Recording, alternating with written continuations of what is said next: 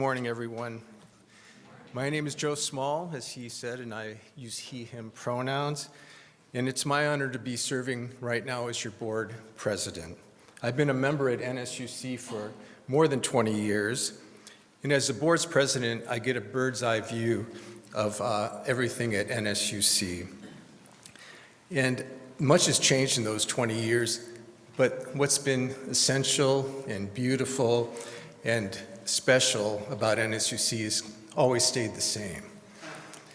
As a board, within the congregation, we care for each other with our caring and knitting teams, with Vesper services and meal trains, and other kind of needed support.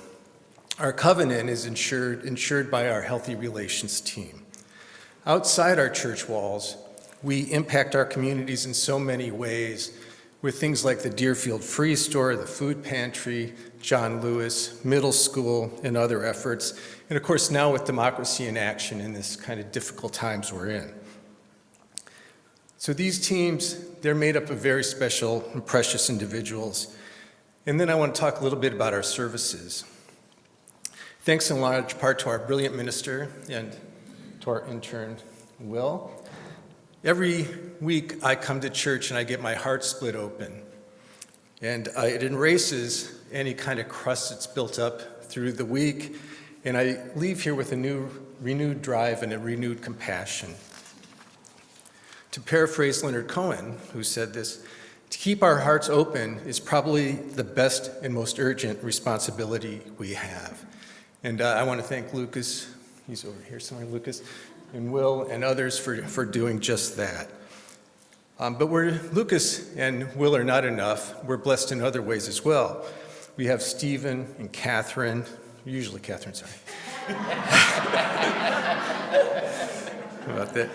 But, and our excellent, in our choir, our excellent choir, they provide music that raises our spirits up to higher grounds. And Lucas, Stephen, and the rest of our really excellent professional staff that we have here, they need to be properly supported.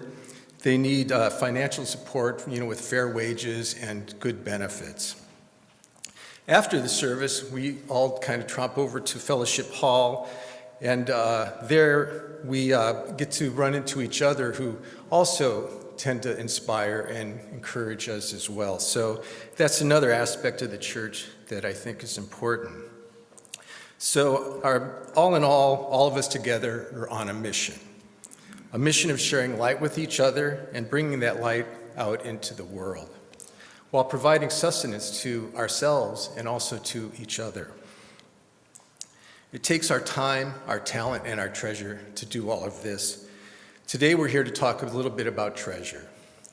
One of the petals of the new Article 2 statement is generosity.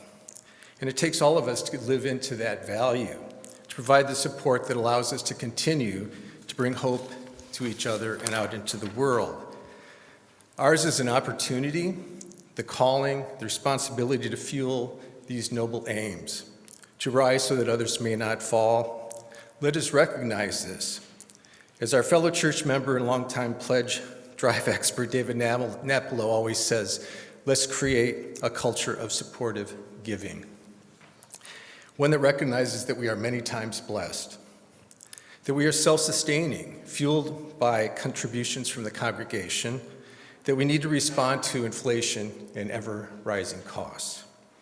If you have not already pledged or are not a Cornerstone pledger, I ask you to do so now and without delay. The sooner we reach our budget goal, the better we'll be able to plan for next year's budget. Give as generously as you are able. Perhaps you want to become a fair share pledger and commit 3% of your adjusted gross income. But whatever you can give, we ask you to strongly consider becoming a Cornerstone member, pledger. This ensures the long-term health of the congregation. Remember, too, that should circumstances change, you can always adjust your Cornerstone pledge so you're not being held forever. You still have flexibility to adjust that if necessary. But a congregation built around Cornerstone pledges allows for much better ability to plan annual budgets and to provide for year-to-year stability with the church. It ensures the measured and long-term growth and health of this sacred and sustaining community. Finally, and in this way, the spirit of NSUC will shine ever brighter, and we can all do this together. So let's shine brighter together. But before giving up the rock, I have a couple of announcements to make. First, the good news. So far, 47% of membership have already pledged, representing 54% of our targeted number, and that may even be a little better by now. We've increased our cornerstone pledges by 20%, more than 20% actually, and we still have a ways to go, but we're well ahead of where we were at this time last year, so things are looking good, so let's keep up that momentum. Lastly, it turns out that we needed to update our pledge form.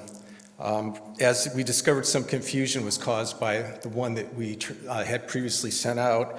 So we have new ones in Fellowship Hall for those that want to pick it up. Get rid of the old one, pick up a new one. If you've already pledged, everything's fine. There's no need to do anything.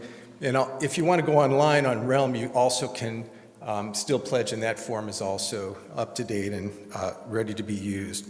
So thank you. Let's do this together. Let's make this a sustaining and wonderful church that we can count on now and into the future. Thank you very much.